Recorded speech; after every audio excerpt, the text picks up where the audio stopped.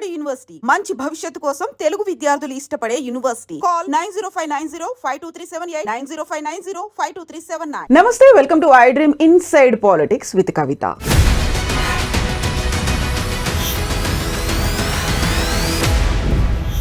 Come to Hyderabad, design your products అనే నినాదంతో Telangana rising team జపాన్లో పర్యటిస్తోంది. దాదాపుగా 12,000 కోట్లకు పైగా పెట్టుబడుల మీద సంతకాలు కూడా చేసింది. హైదరాబాద్కి సంబంధించి ఎకో టౌన్ ఏర్పాటు చేస్తామనేటువంటి ఒక అనౌన్స్మెంట్, MOU కూడా కుదుర్చుకుంది రేవంత్ బృందం. ఓవరాల్గా హైదరాబాద్ సెంట్రిక్గా తెలంగాణకి సంబంధించి జపాన్లో జరుగుతున్నటువంటి పెట్టుబడులు, ఒప్పందాలు, పర్యటన, వీటి గురించి మాట్లాడుకుందాం. మనతో పాటుగా ఉన్నారు పొలిటికల్ అనలిస్ట్ వి ప్రకాష్ గారు. ప్రకాష్ గారు నమస్కారం అండి. గతంలో మనం దావోస్లో పర్యటించినప్పుడు ఒప్పందాలు అనేవి జరిగాయి. ఇప్పుడు ప్రత్యేకంగా జపాన్లో జరుగుతున్నటువంటి ఎక్స్పోకి సంబంధించి చూస్తే ఎకో టౌన్ ఏర్పాటు అనే దాని గురించి ఒప్పందం అండ్ ఒక ప్లానింగ్, ప్రణాళిక ఇవన్నీ జరుగుతున్నాయి కదా. ఈ భవిష్యత్తులో ఎలా ఉండబోతుంది అంటారు అర్బన్ ట్రాన్స్ఫర్మేషన్ అనేది? అంటే భారతదేశంలో విదేశీయులు ఎవరైనా కూడా ఎక్స్పాన్షన్ కోసం వాళ్ళ ఇండస్ట్రీస్ని కానీ వాళ్ళ టెక్నాలజీస్ని కానీ తీసుకురావాలనుకున్నప్పుడు మనకు బెంగళూరు, హైదరాబాదే వాళ్ళకు బాగా అట్రాక్టివ్ ప్లేసెస్కి ఉంటాయి. ఒకటి క్లైమేట్ పరంగానే కాకుండా మనకు మిగతా మెట్రోస్తో కంపేర్ చేస్తే ఇప్పటికి కూడా ల్యాండ్ రేట్స్ చాలా తక్కువ ఉన్నట్టే. ఇప్పుడు బాంబే, కల్కట్టా ఇవన్నీ కూడా ఎగ్జాస్ట్ అయినాయి బాగా. సో ఎన్విరాన్మెంట్ పరంగా కానీ, ల్యాండ్ ప్రైసెస్ కానీ, తర్వాత ఇంటర్నేషనల్ కనెక్షన్స్ కానీ, ఇక్కడ మనకు సముద్రం లేదన్నట్టే కానీ అన్ని రకాలుగా ఇతర అవకాశాలు అన్నీ ఉన్నాయి. సో డ్రై పోర్ట్ కూడా ఒకటి ప్లాన్లో ఉంది, చాలా కాలం నుంచి అది పెండింగ్లో ఉంది ఆ ప్రతిపాదన. రేవంత్ రెడ్డి గారు దాన్ని కొంచెం ముందు తీసుకెళ్తున్నారు. కేసీఆర్ గారి పీరియడ్లో ఆ డిస్కషన్స్తోనే 10 years గడిచిపోయింది. డ్రై పోర్ట్ రావడం అనేది కూడా మనకు అవసరం. వీటి వల్ల ఏంటంటే సముద్రం లేకున్నా కూడా ఎక్స్పోర్ట్స్, ఇతర టెక్నాలజీ రంగాలలో మిగతా తీర ప్రాంతాల టెక్నాలజీస్తో కూడా అక్కడ ఉన్న క్లస్టర్స్తో పోటీ పడుతున్నాం మనం. మనకు వైజాగ్ కొంత కాంపిటీషన్ ఇస్తుంది, ఎందుకంటే అక్కడ పోర్ట్ ఉంది.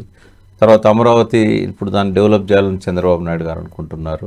అంటే మనమే పోటీ అవుతాం. 2 తెలుగు రాష్ట్రాల మధ్యనే ఈ కాంపిటీషన్, హెల్దీ కాంపిటీషన్ అనేది డెవలప్ అవుతుంది ఇతర దేశాల వాళ్ళ టెక్నాలజీస్ని ఇన్వైట్ చేయడంలో. జపాన్ ఏంటంటే చాలా డెవలప్ అయిన కంట్రీ, అది అడ్వాన్స్డ్ కంట్రీ టెక్నాలజీస్ పరంగా కానీ ఇతరత్ర కానీ.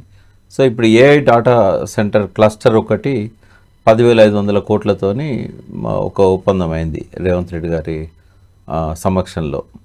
అది ఒక అచీవ్మెంట్. అది 10,500 crores ట్రైపార్టీ అగ్రిమెంట్ అయింది. అక్కడున్న 2 కంపెనీస్ రేవంత్ రెడ్డి గారు దానికి కావాల్సిన ఎమ్యూనిటీస్ ఇక్కడ ఏర్పాటు చేస్తామని చెప్పారు. ఆల్రెడీ హైదరాబాద్లో ఏంటంటే చాలా వరకు మౌలిక వసతులు డెవలప్ అయినాయి. ఇప్పుడు ఫ్యూచర్ సిటీ అనేది ఆయన డ్రీమ్ ప్రాజెక్ట్ ఏదైతే ఉన్నదో దానికి రేడియల్ రోడ్స్ ఇట్లాంటివి వేయడం వల్ల ఇప్పుడు కంపేర్ చేస్తే మనకు హైటెక్ సిటీ ఫైనాన్షియల్ డిస్ట్రిక్ట్లో ఉన్న స్థలం వాల్యూతోని కొంచెం తక్కువ ధరలో వస్తాయి అక్కడ. ఇప్పుడే డెవలప్ అవుతున్నది కాబట్టి అదొక అడ్వాంటేజ్. వచ్చే ఇండస్ట్రియలిస్టులకు కొంచెం తక్కువ ధరలో ఆ ల్యాండ్స్ దొరికే అవకాశం ఉంటుంది. తర్వాత ఆల్రెడీ కమర్షియల్ స్పేస్ అయితే చాలా ఉంది అన్ఆక్యుపైడ్. ఇప్పుడు దాన్ని ఉపయోగించుకోవాలి. ఫస్ట్ ఏంటంటే చాలా బిల్డింగ్స్ కట్టి పెట్టారు. లాస్ట్ 1 year నుంచి కొంత స్లోగా బుక్ అవుతున్నాయి అవన్నీ కూడా. రేషన్ తక్కువ ఉంది కొంచెం. ఇప్పుడు కొంచెం పికప్ అవుతున్నది కూడా. ఇప్పుడు మనం వరల్డ్ ఎకనామిక్ సమ్మిట్లో దావోస్లో తను చేసుకున్న ఒప్పందాలు కూడా అవి కూడా అమల్లోకి వచ్చినట్టయితే ఈ సంవత్సరం కొంత మంచి ప్రోగ్రెస్ ఉంటుందని అనుకోవచ్చు. సో ఆయన ఎఫర్ట్స్ని మనం అప్రిషియేట్ చేయాలి. ఎందుకంటే ఎక్కడ ఎక్స్పోజ్ ఉంటే అక్కడికి తనే పర్సనల్గా పోవడం అనేది, గతంలో ఏంటంటే సెక్రటరీలు తర్వాత మినిస్టర్స్ పోయేవాళ్ళు. సీఎం డైరెక్ట్గా తెలంగాణలోనైతే లాస్ట్ 10 yearsలో ఒక చైనా తప్ప ఏది ఆయన, చైనా ఒకటి, సింగపూర్, మలేషియా, ఈ 3 దేశాలు తప్ప ఏ దేశానికి కేసీఆర్ గారు పోలేదు. కానీ అక్కడ కేటీఆర్ గారు పోయేవారు. అంటే ఏది కేటీఆర్ గారు అక్కడ ఏ హామీ ఇచ్చినా కూడా సీఎం దాన్ని కాదనడనే ఒక ధైర్యం, నమ్మకం ఉండేది కదా. ఇక్కడ స్వయంగా సీఎం పోవడం అనేది ఒక అభినందించదగ్గది. ఎందుకంటే ఇమ్మీడియట్గా డిసిషన్ తీసుకోవడానికి ఆడ శ్రీధర్ బాబుకు ఇబ్బంది ఏమి ఉండదు. ఎందుకంటే ఆయన ఇండస్ట్రియల్ మినిస్టర్గా, IT మినిస్టర్గా ఆయనే ఎక్కువ విదేశీ పెట్టుబడులను ఆకర్షించే ప్రాజెక్ట్స్ అన్నీ కూడా ఈ 2 డిపార్ట్మెంట్సే ఉంటాయి, IT అండ్ ఇండస్ట్రీస్. సో ఒకవేళ సీఎం వెంట లేకుంటే కొంత ఇబ్బంది అవుతుంది హామీలు ఇవ్వడానికి, కమిట్మెంట్ ఇవ్వడానికి. నేను సీఎంని అడిగి చెప్తాను అంటే వాళ్ళకు కొద్దిగా ఇబ్బందిగా ఉంటుంది ఇండస్ట్రియలిస్టులకి. సో తను జయేష్ రంజన్ గారికి ఏమో చాలా ఎక్స్పీరియన్స్ ఉన్నది. ఆయన గడిచిన 15 సంవత్సరాల నుంచి కూడా ఐటీ ఇండస్ట్రీసే చూస్తున్నాడు. కాంగ్రెస్ గవర్నమెంట్లో కానీ, యునైటెడ్ ఆంధ్రప్రదేశ్లో, తర్వాత తెలంగాణ మొత్తం 9.5 సంవత్సరాల పాలనలో ఐటీ అండ్ ఇదే చూశాడు, ఇండస్ట్రీస్ ప్రిన్సిపల్ సెక్రటరీ ఉన్నాడు ఇప్పుడు. సో ఆయనకున్న అనుభవం కూడా దీనికి కలిసి వస్తున్నది. బహుశా అందుకేనేమో ఆయనను మార్చలేదు, చాలామంది ఐఏఎస్లను మార్చారు. సో ఆయనకున్న ఇంటర్నేషనల్ కనెక్షన్స్, ఎక్స్పీరియన్స్, ఎవరిని అడగాల్సిన అవసరం లేకుండా ఫింగర్ టిప్స్ మీద ఆయనకి ఇన్ఫర్మేషన్ ఉంటుంది. ఏ సెజ్లలో ఎంత ఖాళీగా ఉంది, ఎక్కడెక్కడ ఏ రేట్స్లలో ఉన్నాయి, హైదరాబాద్లో ఎన్ని రకాల పార్క్స్ ఉన్నాయి, ఇట్లాంటివన్నీ కూడా ఆయనకు మెడికల్ డివైజెస్ పార్క్ కానీ ఇవన్నిటి మీద ఆయనకు ఒక అవగాహన ఉంది. ఈ టీం అనేది కొంత పర్ఫెక్ట్గా మ్యాచ్ అయింది. ఈ విషయంలో కొంత లాస్ట్ 14-15 మంత్స్లో రేవంత్ రెడ్డి ఫారిన్ విజిట్స్, ఈ ఒప్పందాలు కొంత అడ్వాన్స్ అవుతున్నాడని అనిపిస్తూ ఉన్నది. డెఫినెట్గా అది మన స్టేట్కి ఒక అడ్వాంటేజ్ అవుతుంది. సో ఇప్పుడు ఎకో టౌన్ అనేది హైదరాబాద్లో ఏర్పాటు చేస్తామన్నప్పుడు గతంలో తీసుకొచ్చినటువంటి హైడ్రా కావచ్చు, లేకుంటే రివర్ మూసీ రిజ్యునేషన్ కావచ్చు, 4th సిటీ కావచ్చు, మీరు చెప్పినట్టుగా ఔటర్ రింగ్ రోడ్లు, ఇవన్నీ కూడా దానికి హెల్ప్ అవుతాయి అనేటువంటి ఒక పవర్ పాయింట్ ప్రజెంటేషన్లు కావచ్చు, వాళ్ళ బృందంతో మాట్లాడినప్పుడు ఎక్కువగా డిస్కషన్స్కి వస్తున్నటువంటి అంశాలు. యూజువల్గానే హైదరాబాద్ అనగానే హ్యాపెనింగ్ హైదరాబాద్ అనేది ఉంటుంది. దానికి ఎకో టౌన్ ఏర్పాటు అనేది యాక్చువల్గా ఏ రంగాల్లో ఎక్కువగా ఫోకస్ పెడితే ఇంకా ఫ్లరిష్ అవుతుందని మీరు అనుకుంటున్నారు? ఎకో టౌన్ అనేది మంచి కాన్సెప్టే. అది అంటే పొల్యూషన్ ఉండకుండా దానికి సంబంధించిన ఇండస్ట్రీస్ కానీ ఇట్లాంటివన్నీ కూడా ఇవాళ రేపు అంటే మన ప్రపంచ దేశాలతో చూసినట్టయితే 2030 కల్లా ఈ కార్బన్ సంబంధించిందంతా తగ్గించాలి. మనం అంతా ఎన్విరాన్మెంట్ అనేది చాలా ప్రాధాన్యత గల అంశం అని చెప్పి యునైటెడ్ నేషన్స్ సస్టైనబుల్ గోల్స్లో 2015లోనే మన దేశం సంతకం చేసింది. అయితే అనుకున్నంత వేగంగా అన్ని రాష్ట్రాలలో అది ముందుకు పోవడం లేదు. కంపేర్ చేస్తే మనం చాలా ముందున్నాం ఢిల్లీతోని, ఇతర పొల్యూషన్ బాగున్న సిటీస్తో. అయితే ఇండస్ట్రియలిస్ట్ కూడా వేరే దేశాల నుంచి వచ్చే వాళ్ళు దీనికి ఇంపార్టెన్స్ ఇస్తారు. ఈకో టౌన్ అని అనడం వల్ల కొంచెం పొల్యూషన్ ఫ్రీ ఉంటుంది, అక్కడ ఉండే ఎమ్యూనిటీస్ కానీ ఇవన్నీ కూడా కొంత జీరో పొల్యూషన్ వైపుగా వీళ్ళు వెళ్తున్నారు. అక్కడ మనం ఉంటే కొంత సేఫ్ అనేది ఆ దేశాలకు ఒక అవగాహన వస్తుంది. మంచిదే కాన్సెప్ట్ అది. బట్ దానికి తగ్గట్టుగా అక్కడ ఎన్విరాన్మెంట్ కూడా డెవలప్ చేయాల్సిన అవసరం ఉంటుంది. గ్రీనరీ పెంచాలి బాగా. తర్వాత ఈ డీజిల్, పెట్రోల్ వెహికల్స్ని కంప్లీట్గా ఎంట్రీ రెస్ట్రిక్ట్ చేయాలి. జనరల్ ఈకో టౌన్స్లో ఎట్లుంటుందంటే వాళ్ళ ఓన్ వెహికల్స్ ఉంటాయి, లిథియం బ్యాటరీతో నడిచేటి, ఈ సిఎన్జి కావచ్చు, లేకుంటే ఎలక్ట్రిక్ వెహికల్స్ కావచ్చు, బయటనే వాటిని పార్క్ చేయించేసి ఈ వెహికల్స్ అలా తీసుకెళ్తూ ఉంటారు. సో అట్లాంటి కేర్ కూడా తీసుకోవాలి ఈకో టౌన్ అన్నప్పుడు. తర్వాత వీలైనంత వరకు సోలార్ ఇట్లాంటి వాటి మీద ఎలక్ట్రిసిటీ ఇవ్వడము, థర్మల్ అనేది రెస్ట్రిక్ట్ చేయడము. ఇక్కడ థర్మల్ పవర్ జనరేట్ చేయకపోయినా అది వాడుతున్నారు అంటే అది కాన్సెప్ట్. ఇవన్నీ కూడా కొంచెం చూసుకోవాలి, రేడియేషన్ లెవెల్స్ తగ్గియాలి, ఇవన్నీ కూడా చూసుకోవాల్సి ఉంటుంది. మంచి కాన్సెప్ట్ ఈకో టౌన్ అనేది. హైదరాబాద్ను కూడా మొత్తం ఈకో సిటీగా చేస్తే ఇంకా అద్భుతం చేయొచ్చు, అవకాశం ఉంది. అయితే రేవంత్ రెడ్డి కలిసి వచ్చిన అంశం ఏంటంటే జీరోతో స్టార్ట్ చేయాల్సిన అవసరం లేదు. ఆల్రెడీ ఒక సర్టెన్ లెవెల్కి ఈ సిటీ డెవలప్ అయింది లాస్ట్ 20-25 ఇయర్స్లో. కాబట్టి ఆ ఉన్నదాన్ని ఉపయోగించుకొని ఇంకా అదనపు ఎమ్యూనిటీస్ క్రియేట్ చేయడం అనేది ఆయనకు కలిసి వచ్చిన అవకాశం. సరే, ఎఫర్ట్స్ పెడుతున్నాడు. తర్వాత ఆయనకు అంబిషన్ ఉంది. లేనిదాళ్ళు ఏంటంటే కొంత బడ్జెట్ తనకు బాగా టైట్ ఉంది, బడ్జెట్ పరిస్థితి. రెవెన్యూస్ మన ఎక్స్పెండిచర్ సరిపోనుగా మ్యాచ్ కావడం లేదు. అష్యూరెన్సెస్ కూడా ఫుల్ఫిల్ చేయడంలో ఇటువంటి హర్డిల్స్ ఉన్నాయి. వాటి వల్ల కొద్దిగా ఇబ్బంది ఉన్నది. కానీ ఈ ఇన్వెస్ట్మెంట్స్ని అట్రాక్ట్ చేయడానికి కావాల్సిన అవకాశాలనే ఆయన లోపల ఆ పట్టుదల, జీలు కూడా కనబడుతూ ఉంది. ఇప్పుడు పాపులేషన్ డెన్సిటీ చూసుకుంటే హైదరాబాద్లో జనసాంద్రత అనేది విపరీతంగా పెరిగిపోతుందని, ఈ లెక్కలు ఇలాగే కంటిన్యూ అవుతే మనకి రాబోయే రోజుల్లో పొల్యూషన్ ఎక్కువ పెరుగుతుంది, ట్రాఫిక్ జామ్స్ ఇవన్నీ ఎక్కువ పెరుగుతాయి అనేటువంటి అనాలిసిస్లు కూడా ఉన్నాయి. కాబట్టి ప్రైమ్ ఫోకస్ వెరీ ఫస్ట్గా దేని మీద ఫోకస్ పెట్టాలంటారు? మనకేంటంటే సరౌండింగ్లో చాలా సిటీస్ ఉన్నాయి. ఇప్పుడు వేరే రాష్ట్రాల్లో మనకు అది కనబడదు. ఇప్పుడు తెలంగాణలో ఇప్పుడు RRR కనుక వచ్చినట్టయితే అది ఇప్పుడు బాగా వేగం పుంజుకున్నది. ఇదివరకు నార్త్ సైడ్ బాగుండే, ఇప్పుడు సౌత్ కూడా ఆయన కాన్సన్ట్రేట్ చేస్తున్నారు. ఇది కనుక తొందరగా కంప్లీట్ అయిపోతే ఈ పక్కన ఉన్న డిస్ట్రిక్ట్స్ అన్నీ కూడా, ఇప్పుడు సంగారెడ్డి కావచ్చు, అటు పక్కన సిద్దిపేట కావచ్చు, ఇటు భువనగిరి అవతల యాదాద్రి భువనగిరి అవతల ప్రాంతాలు, ఇవన్నీ కూడా కనెక్టివిటీ డెవలప్ అవుతుంది. అప్పుడు డెన్సిటీ అనేది కొంత తగ్గుతుంది. ఎందుకు అంటే మైగ్రేట్ అయ్యే వాళ్ళు అక్కడ మనం ఇండస్ట్రీస్, పార్క్స్ ఇవన్నీ డెవలప్ చేస్తాం కాబట్టి ఆయన డ్రీమ్లో ఉంది అది. శాటిలైట్స్ టౌన్షిప్స్ అని కేసీఆర్ అన్నాడు, బట్ స్మార్ట్ సిటీస్ అని రేవంత్ రెడ్డి గారు అన్నారు. ఇవి కనుక డెవలప్ అయ్యి ఇప్పుడు వారు తీసుకొచ్చే కొత్త ఇండస్ట్రీస్ కానీ, పార్క్స్ కానీ, ఈకో పార్క్ కానీ, రేడియల్ రోడ్స్ కనెక్టివిటీ ఇచ్చి RRR నుంచి ఇప్పుడున్న ORR మధ్యలో ఇవన్నీ కూడా ఏంటంటే ఎక్స్పాన్షన్ అనేది డిస్ట్రిక్ట్లోకి వెళ్ళిపోద్ది ఆటోమేటిక్గా. అదివరకు కూడా హైదరాబాద్ డెవలప్మెంట్ అనేవాళ్ళం కదా. హైదరాబాద్ డెవలప్మెంట్లో మెదక్ ఉండేది, మహబూబ్నగర్ ఉండేది, నల్గొండ ఉండేది. ఇండస్ట్రీస్ అన్నీ కూడా ఆ జిల్లాలకు స్ప్రెడ్ అయిపోయినాయి. ఇప్పుడు కూడా ఈ ఎక్స్పాన్షన్ అనేది కొంత RRR కొంత అవతల యువతల చేసుకోగలుగుతాయి. ఒక 10-15 డిస్ట్రిక్ట్స్ వస్తాయి, తెలంగాణ డిస్ట్రిక్ట్స్. అప్పుడు హైదరాబాద్ మీద భారం తగ్గుతుంది. తర్వాత ఈ radial roads, ring roads, RRR ఇవి కూడా హైదరాబాద్ మీద ప్రెజర్ని తగ్గిస్తాయి. ఇంతకుముందు తెలంగాణ రూరల్ నుంచి బాంబే సైడ్ పోవాలంటే ఖచ్చితంగా హైదరాబాద్ సిటీ టచ్ చేయకుండా పోయే అవకాశం లేకపోయింది. ఇప్పుడు బెంగళూరు నుంచి చెవెళ్ళ మీదుగా డైరెక్ట్గా హైదరాబాద్ టచ్ చేయకుండా ట్రాన్స్పోర్ట్ వెహికల్స్ కానీ ఇవన్నీ పోతున్నాయి. RRR కనుక అయిపోతే ఇంకా కనెక్టివిటీ పెరుగుతుంది. అంటే హైదరాబాద్లో ఉన్న జనసాంద్రత తగ్గదు, కానీ ఈ కొత్తగా వచ్చే మైగ్రేషన్ అంతా కూడా సిటీ బయట స్థిరపడే అవకాశాలు ఉన్నాయి. ఇంకా ఇక్కడ మనకు ప్రెజర్ తగ్గుతుంది దానివల్ల. తర్వాత వారు అక్కడ జపాన్లో చెప్పినట్టుగా ఈ మెట్రోను అన్ని వైపులకు కూడా ఎక్స్పాండ్ చేసే ఆలోచనలు ఉన్నాయి. దానికి AVS రెడ్డి గారిని మళ్ళీ కంటిన్యూ చేయడం, ఆయన ఒక్కరిని మళ్ళీ తీసుకున్నారు. ఎందుకంటే ఆయన ఇన్సెప్షన్ నుంచి ఆ ప్రాజెక్ట్లో ఉన్నారు. లాస్ట్ 10-15 ఇయర్స్లో ఆయనకు మంచి అనుభవం వచ్చింది. సో ఆయనను కంటిన్యూ చేస్తున్నారంటేనే మెట్రో పలు దిశలకు దాన్ని ఎక్స్పాండ్ చేసే, మేడ్చల్ సైడ్ కానీ, ఇటు షామీర్పేట సైడు, అటు ఎయిర్పోర్ట్ నుంచి ఇంకా పైకి, ఇవన్నీ కూడా కొంత ఆలోచనలు పేపర్లలో కనబడుతున్నాయి. బట్ దాన్ని నిజం చేయాలంటే ప్రైవేట్ పబ్లిక్ పార్ట్నర్షిప్ కింద చేయాల్సిన అవసరం ఉంటుంది. మరి ఇంతకుముందు ఉన్న ఎల్ఎన్టీ వాళ్ళు వస్తారా, లేకుంటే కొత్త కంపెనీస్కి ఏమైనా ఇన్వైట్ చేయాల్సి వస్తుందా, కొన్ని రూట్స్ని ఏమైనా ఇవ్వాల్సి వస్తుందా అనేది చూడాలి. బట్ ఇట్స్ హైదరాబాద్ నలుచెరువుల డెవలప్మెంట్ కోసం ఇప్పుడు ఆయన తీసుకుంటున్న చర్యలు అయితే డెఫినెట్గా ఉపయోగపడతాయి.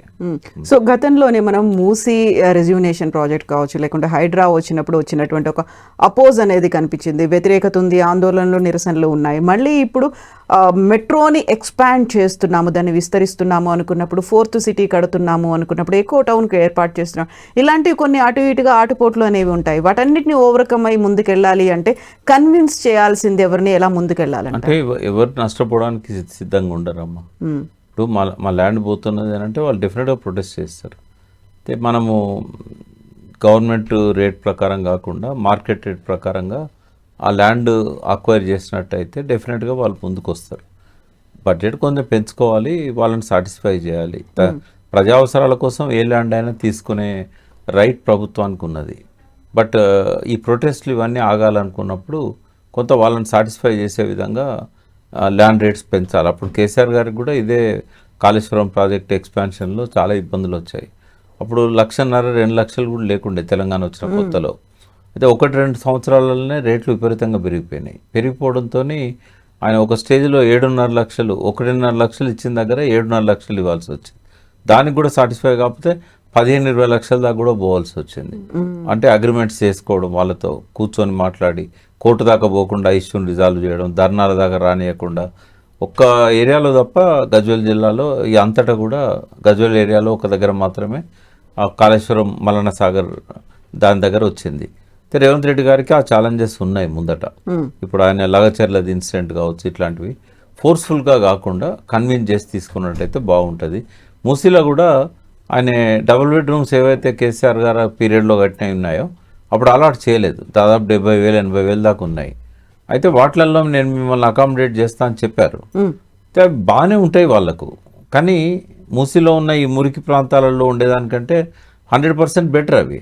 కానీ వాళ్ళు ఎక్కడ ప్రొటెస్ట్ చేశారంటే, ఎక్కడో ఉన్నాయి అవి 25 కిలోమీటర్ల దూరంలో, మాకు అక్కడ వృత్తి దొరకకపోవచ్చు, మేము ఇక్కడైతే మేము మా వృత్తి చేసుకుంటూ మేము కొంచెం దూరమైనా రాగలుగుతాం, పోగలుగుతాం.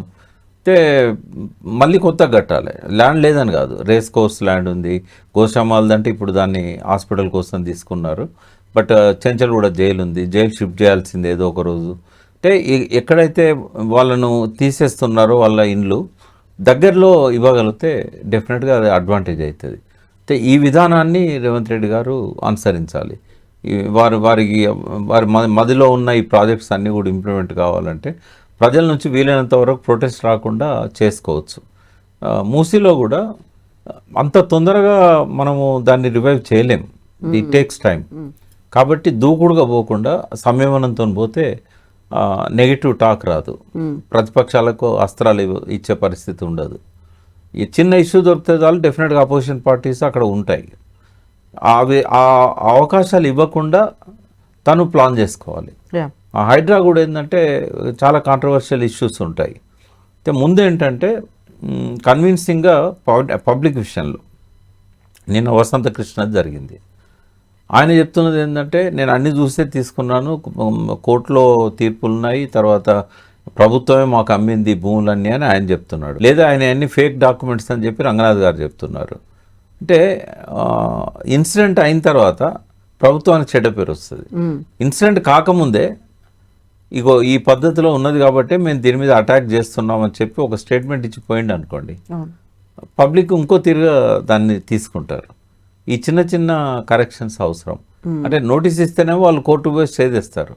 నోటీస్ ఇవ్వకుండా సోషల్ మీడియాలో ఒక ఛానల్ని పిలుచుకొని అదంతా కూడా బయటపెట్టి నువ్వు ఫలానా టైంకి ఇది టెలికాస్ట్ చేయి, మేము పోతాం స్పాట్కి, ఇంకా వాళ్ళు ఆపుకోవడానికి ఉండదు.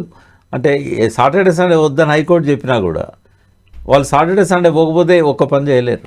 ఎందుకు అంటే ముందు రోజు పోతే ఇమీడియట్గా కొన్ని గంటలలోనే స్టే తీసుకొస్తారు. ఇవన్నీ తెలుసు కాబట్టి లక్ష్మణ్ గారు, జస్టిస్ లక్ష్మణ్ ఎంత ఆక్షేపణలు ఇచ్చినా మళ్ళీ రంగనాథ్ గారు సాటర్డే సండేనే చేస్తున్నారు. చేయకూడదని ఏం లేదు, బట్ ఆయన కన్వీనియన్స్ కోసం ఆయనే సాటర్డే సండే చూజ్ చేసుకుంటున్నాడు. అయితే కోర్టు కూడా ఏంటంటే పెద్దవాళ్ళ విషయంలో సాటర్డే సండే పోయినా పెద్దగా అభ్యంతరం చెప్పదు, కానీ పేద ప్రజలు ఇట్లాంటి వాళ్ళ విషయంలో ఈ మధ్య అయితే ఏం జరగలేదు. బట్ ఇవన్నీ కూడా ఏంటంటే రేవంత్ రెడ్డి గారి ఇంటెన్షన్ తప్పటం లేదు. ఎగ్జిక్యూషన్లో కొన్ని పొరపాట్లు జరగవచ్చు, దాన్ని అసెస్ చేయడంలో పొరపాట్లు జరగచ్చు. కొన్ని ఇటువంటి విషయాలలో దూకుడుగా పోకుండా సమయంతో పోయినట్టయితే ఆయన అనుకున్న లక్ష్యాన్ని నెరవేర్చుకోవడానికి వీలవుతుంది. ఎవరు వద్దన్నారు, మూసీ ప్రక్షాళన ఎవరు వద్దన్నారు, చెరువుల కబ్జాలు, రోడ్ల కబ్జాలు. ఇక నిన్న ఇంజాపూర్ దగ్గర ఐస్ క్రీమ్ కంపెనీ వాడు రోడ్డును ఆక్యుపై చేసి మొత్తం అవన్నీ స్టేట్స్ పెడితే నినాదాలు ఇచ్చారు, హైడ్రా జిందాబాద్, రంగనాథ్ జిందాబాద్. అంటే ఒక హోప్ లాగా కనిపించింది అది. డెఫినెట్గా ఇప్పుడు హైడ్రాను అప్రిషియేట్ చేసే వాళ్ళు కూడా ఈక్వల్ నెంబర్ ఉంది. కాకుంటే తొందరపాటు వల్ల కొన్ని పేదవాళ్ళ విషయంలో కానీ కొంచెం టైం ఇవ్వాలి. తర్వాత వాళ్ళు తీసుకోవడానికి కూడా అవకాశం ఇవ్వాలి. అందులో ఉన్న ఆఫీస్ ఫైల్స్ కావచ్చు, లేకపోతే వాల్యుబుల్ థింగ్స్ ఏవైతే ఉన్నాయో వాటికి 2-3 గంటలు టైం ఇవ్వాలి. తీసుకోండి, మేము ఇక్కడే ఉంటాము, మీరు ఏమేమి విలువైనవి ఉన్నాయో 2-3 గంటలు టైం ఇస్తున్నామంటే వాళ్ళు తీసుకుంటారు కదా. వాటి వల్ల ఏం డ్యామేజ్ అయితే ఏమొస్తుంది, నేషనల్ ప్రాపర్టీ డ్యామేజ్ అయినట్టే కదా. కాబట్టి ఆ చిన్న చిన్న సవరణలు చేసుకుంటే హైడ్రా మూసి కూడా మంచి పేరు తీసుకొస్తుంది రేవంత్ రెడ్డి ప్రభుత్వానికి. సో పట్టుదల అయితే ఉంది, ఆయన ఓవర్కమ్ ఎట్లయితారనేది చూడాలి. కన్స్టెంట్స్ చాలా ఉన్నాయి, బడ్జెట్ కన్స్టెంట్స్ ఉన్నాయి. ఇచ్చిన హామీల విషయంలో కూడా మన గతంలో నేను చాలాసార్లు మీతో చెప్పాను, నా వల్ల కాదు అని ప్రజల ముందు పోయి చెప్పుకోవడం మంచిది. ఏవైతే గతంలో ఉన్న స్కీమ్స్ ఉన్నాయో వాటిని కంటిన్యూ చేయాలి. కొత్తగా ఈయన హామీ ఇచ్చిన ఈ తులం బంగారం అన్నాడు, తులం బంగారం ఇవాళ ₹1,00,000 అయింది. తులం బంగారం ఇస్తా అన్నాడు కదా, అది మన చేతుల్లో లేని పరిస్థితి అసలు. అంటే ఇప్పుడు కొన్నిసార్లు ఏమైద్దమ్మా, ఈయన ఒక్కడే కాదు కదా, ఏ చీఫ్ మినిస్టర్కైనా ఇట్లాంటి ఛాలెంజెస్ వచ్చినాయి. కేసీఆర్ గారు కూడా అంతే కదా, 3 ఎకరాలు దళితులకు ఇస్తా అన్నాడు, నేను ఇవ్వలేకపోతున్నా అని చెప్పాడు. దాని బదులు మీకు ఇల్లు కట్టుకోండి, మీకు ప్లాట్ ఉంటే కనుక 5 లక్షలు ఇస్తా అని చెప్పాడు. 3 ఎకరాల భూమి నా వల్ల కాదన్నాడు, దళిత బంధు అనే పథకం తీసుకొచ్చాడు. ఆల్రెడీ అది కూడా ఇంప్లిమెంట్ కాలే. రేవంత్ రెడ్డి గారు కూడా ఏంటంటే ఇది తన పర్సనల్గా తీసుకోవద్దు. ఒక ప్రభుత్వ అధినేతగా మేము ఇట్లా అనుకున్నాము ఇద్దామని, బట్ ఇవాళ ఉన్న ఆర్థిక పరిస్థితి చూసినప్పుడు గ్లోబల్ క్రైసిస్లో భాగంగా రియల్ ఎస్టేట్ పడిపోవడం కావచ్చు, ఇంకా కొన్ని విషయాల వల్ల అనుకున్న పరిస్థితి లేదు కాబట్టి నేను ఇవి ఇవ్వలేకపోతున్నా, ఇవి ఇస్తా అని చెప్పినట్టయితే అంతే నిష్ఠూరం కంటే ఆది నిష్ఠూరం మేలు అంటారు. దానివల్ల ప్రజల లోపల ఒక మోసం చేశాడు అనే భావన రాదు. ఆయన ఉన్న సిచ్యువేషన్ చెప్పాడు, ఆ పరిస్థితుల్లో కేసీఆర్ ఉన్నా ఇట్లాగే ఉండేదేమో అనే ఒపీనియన్ ప్రజల్లో. లేకపోతే ఏమవుతుంది, తన అసమర్థుడుగా మిగిలిపోతాడు, కేసీఆర్ బెటర్ అనే కాడికి వస్తుంది. కాబట్టి కొంత పాజిటివ్గా తన ప్రజల ముందుకెళ్ళి వాస్తవ పరిస్థితి వివరించాలి. ఆయన ప్రజల తరఫునే కదా పరిపాలన చేసేది, వాళ్ళకు వాస్తవాలు చెప్తే నష్టమే ఉన్నది. అంటే ఆ విషయంలో ఆయన కొంత ముందుకొచ్చి ఇది చేసుకున్నట్టయితే ఇంకా కొంత మంచి పేరు వచ్చే అవకాశం ఉంటుంది. ఇప్పుడు దావోస్కి వెళ్ళినప్పుడేమో తెలంగాణ రైజింగ్ అనేటువంటి ఒక నినాదం, ఇప్పుడు జపాన్లో ఉన్నప్పుడేమో come to Hyderabad design your products అనేది. సో ఇక్కడ జరుగుతున్నటువంటి ఇంటర్నేషనల్ ఎక్స్పోలు కావచ్చు, లేకుంటే పెట్టుబడుల సమ్మేళనాలు, ఈ మీటింగ్స్ ఇవన్నీ అవుతున్నప్పుడు మెయిన్ ఫోకస్ ఏం చూస్తారు వాళ్ళు? పెట్టుబడులు పెట్టడానికో లేకుంటే హైదరాబాద్ దాకా రావడానికో చూసేది ఏంటి ఆస్పెక్ట్స్ ఏముంటాయి? అంటే వాళ్ళ ఇన్ఫ్రాస్ట్రక్చర్ డెవలప్ చేయగలిగిన శక్తి వీళ్ళకు ఉందా, అనుకున్న టైంకు మనకు వీళ్ళు అన్ని రకాలుగా ఇవ్వగలుగుతారా, తర్వాత ఇతర గ్లోబల్ సిటీస్తో పోల్చినప్పుడు వీరు చెప్పినవన్నీ హైదరాబాద్లో వాస్తవంగా ఉన్నాయా, చెప్పగానే వెంటనే నమ్మరు. ఇవాళ గూగుల్ ఉంది కదా, ప్రతి విషయాన్ని అది బయట పెడుతుంది. కాబట్టి అవన్నీ చెక్ చేసుకుంటారు వాళ్ళు. చెక్ చేసుకొని మనకి ఎక్కడైతే అడ్వాంటేజ్ ఉంటుంది, ఈయన కొంత ఇండస్ట్రీ ఫ్రెండ్లీ చీఫ్ మినిస్టర్ లాగా కనబడుతూ ఉన్నాడు, ఆయనే డిసిషన్ మేకరు, కాబట్టి ఆయనే ఇక్కడ దాకా వచ్చి మనల్ని ఇన్వైట్ చేశాడు, ఎంఓయూ మీద సంతకాలు చేశాడు. సో మన కనెక్టివిటీ వచ్చింది, కమ్యూనికేషన్ ఉంది, పాసిబుల్ అవుతుంది అనే ఒక హోప్ అనేది వాళ్ళ లోపల క్రియేట్ అవుతుంది. ఒకటి ఏంటంటే తను ఇంతకుముందు అన్నట్టుగా ఆర్థిక పరిస్థితి బాగాలేదు అనే ఇట్లాంటి విషయాలు ఆయన తెలుగులో ఇక్కడ చెప్పొచ్చు, రవీంద్ర భారతిలో స్టూడెంట్స్ మీటింగ్లో చెప్పొచ్చు, ఎంప్లాయీస్ మీటింగ్లో చెప్పొచ్చు, కానీ గూగుల్లో అది రిజిస్టర్ అవుతుంది. అదే ఎకానమీ బాగాలేదు అంటున్నాడు కదా, అప్పుల్లో ఉన్నాము, జీతాలు ఇవ్వడానికి డబ్బులు లేవంటున్నాడు. ఇట్లా ఉంటే మనకు ఆయన అనుకున్న ప్రామిసెస్ ఫుల్ఫిల్ చేస్తాడా, చేయకపోవచ్చు కదా, ఇట్లాంటి భావాలు వస్తాయి. కాబట్టి వీలైనంత వరకు ఆ విషయాలను ఇంటర్నల్ మీటింగ్స్ పరిమితం చేయాలి. వాస్తవంగా తన పరిస్థితి బాగాలేనప్పుడు దాన్ని బయట చెప్పుకోవడం బాగుండదు, ఆ క్యారీ అవుతుంది. ఇప్పుడు ఒక ఎగ్జాంపుల్ చెప్తాను నేను. మనము గోదావరి వాటర్ని కృష్ణా బేసిన్లో ఉన్న ప్రాజెక్టులకి ఇవ్వాలని చాలా ప్రాజెక్టు రూపకల్పన చేశాం. బట్ అది ఎక్కడ బయటికి రానియలేదు. రాణిస్తే ఏమైందంటే ఇప్పుడు బచావత్ బ్రజేష్ కుమార్ ట్రిబ్యునల్ విచారణ జరుగుతూ ఉంది. అక్కడ ఆ స్టేట్స్కి వాటా ఇవ్వాల్సి వస్తుంది. ఇప్పుడు ఇంతకుముందు పోలవరం నుంచి కృష్ణా డెల్టాకు మళ్లించినందుకే 90 టీఎంసీ 45 టీఎంసీ ఇవ్వాలని చెప్పేసి ఉంది కదా. అయితే అటువంటి సమస్యలు వస్తాయి ఇంటర్నేషనల్ లెవెల్లో, నేషనల్ లెవెల్లో.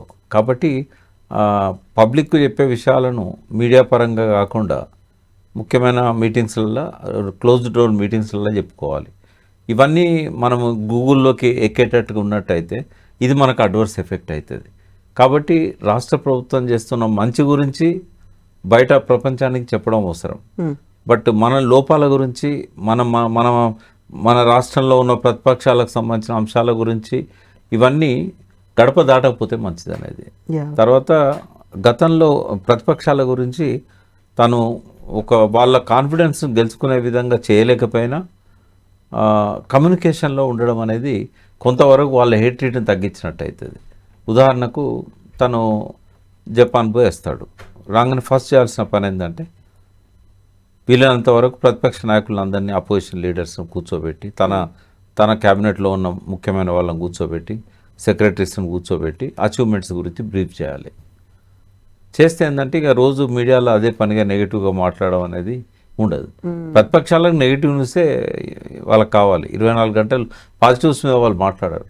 కానీ ఆయన కూడా ఏంటంటే తన బాధ్యత ఏం చేశాడు, లేకుంటే దాని మీద చిల్వలు పల్వలు చెప్తూ ఉంటారు.